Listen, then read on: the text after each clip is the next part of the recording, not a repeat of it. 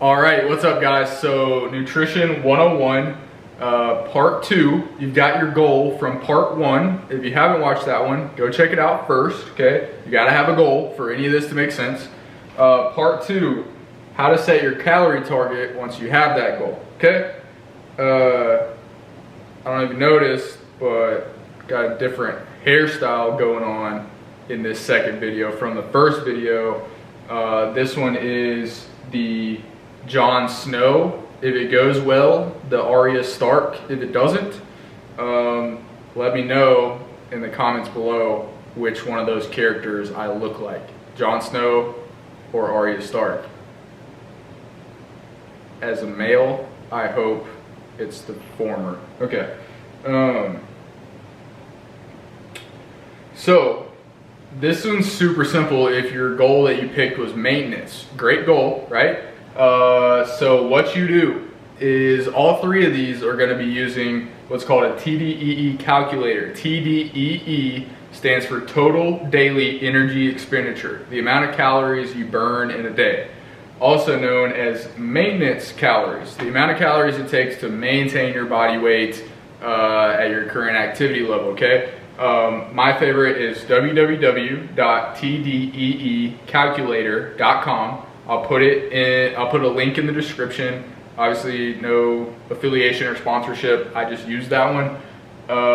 Plug in all your stuff into that calculator. It's going to spit out a number at you. That's a great place to start. Another really good place that I did not put on here is to take your current body weight, multiply it by 15, right? So at 200 pounds, I can't pull up my calculator because I'm streaming onto here, but 200 times 15 is however many calories. What's the easy number? If you're 100 pounds, there we go. If you're 100 pounds, multiply that by 15, your TDEE or maintenance calories is 1,500 calories a day to maintain your weight at your current activity level. Great, like it'll get you in the ballpark, right? Doing it that way. From there, track your daily calories, which video 5 in this series will show you how to do, and then track your daily body weights and get weekly averages. And if week over week, your average body weight is staying the same at the amount of calories that you're eating, you're at maintenance calories and you're golden, okay? So that's maintenance. Number 2, muscle gain. How to pick your calorie target if your goal is to gain muscle. Really simple, okay? Guys, do not complicate this. With a lot of this, like especially when we get into macronutrients, the magic is not in having like the precise numbers. The magic is in hitting the numbers that you pick consistently, okay? It's a lot more big picture than a lot of people want to make it when they're first starting out, okay? So same idea with a TDE calculator or body weight times 15, okay? That's where you start to get in the ballpark. From there, it's even better if you've been maintaining for a while and tracking your calories, then you can like know exactly how many calories you maintain on and use that as a starting point. But if not, no big deal, just get a starting point.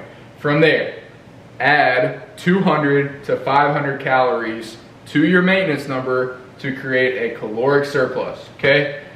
If your hypothetical TDEE or your hypothetical maintenance calories is 2,500, okay, for your target on the low end, you would add that 200 calories to arrive at 2,700. On the high end, add the 500 calories, get to the 3,000. Whether you go with 200 or 500 calorie surplus is going to dictate the rate at which you gain weight or gain muscle. The closer to 500 you go, the quicker that you gain weight, the more you get into like gaining more fat along with that muscle, because you can only gain muscle at a certain rate. Any weight gain on top of that rate is body fat. So if you want to gain really slowly, go more towards the 200 calorie surplus, you're going to gain muscle a little more slowly, but you're not going to gain hopefully as much body fat at that number, okay? So after you've got that, track your calories, track your daily body weight, and then compare your week over week average, right? The ideal rate, this is huge guys, don't miss this point. The ideal rate at which to gain weight if your goal is muscle gain, assuming that you're eating enough protein and lifting, is 0.25 to 0.5% of your body weight per week.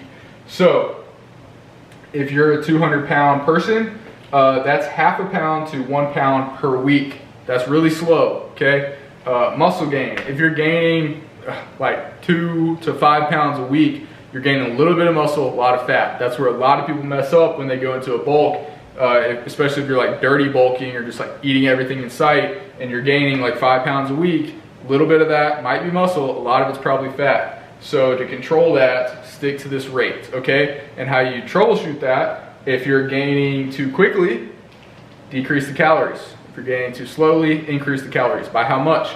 Well, it depends on how off you are from your ideal rate. If you're like, if you're not gaining at all, I would say like add 200 calories, right? Add 200 calories for a week, see if that number changes. If you're like really close to it, play around with like 50 to 100 calorie increments, okay? So that's muscle gain. For fat loss, same starting place, right, as maintenance and muscle gain. Find your maintenance calories.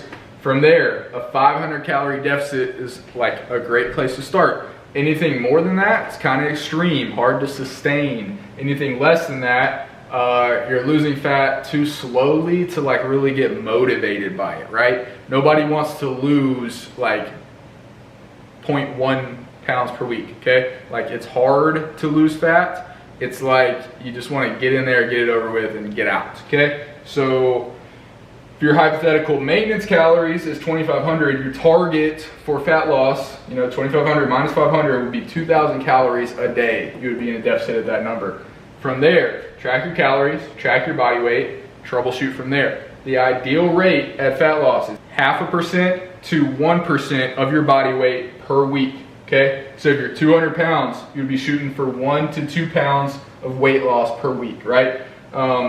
Like in general, 1 to 2 pounds is a great place to be. You'll see once you multiply it out by your body weight, you're going to end up really close to this 1 to 2 pounds per week number, no matter what your body weight is. So that's that. Troubleshooting that, if you're losing too slowly, you're under this 1 pound per week, increase the deficit, or same thing, decrease the calories, okay? If you're not losing fast enough, eat less. If you're losing, gosh.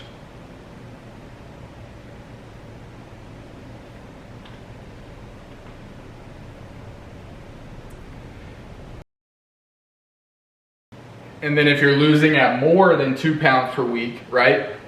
So like losing too quickly is not the worst thing if you're feeling fine, right? Like if you're feeling great and you're losing really quickly, like don't really mess with it, because that's the goal, right? But if you're losing really fast and you're like, man, this deficit is killing me, I can like barely get up in the morning, obviously eat more calories. So by how much, same thing as what we went over in muscle gain, okay? So that's it for how to set your calories. So really simple, do not complicate it. The best way to start is just get started, right? Pick a number, start tracking towards that number, track your body weight when you're eating at that number, and then troubleshoot to the ideal rate for muscle gain or fat loss from there. Don't try to be perfect from the start, just get started, right? And then we can always troubleshoot week to week. So that's it for video 2 of how to set your calorie target. In the next video, for part 3 of Nutrition 101, we'll talk about how to set your macronutrient targets based on your goal and then based on that calorie number. So I'll see you guys next time. Peace.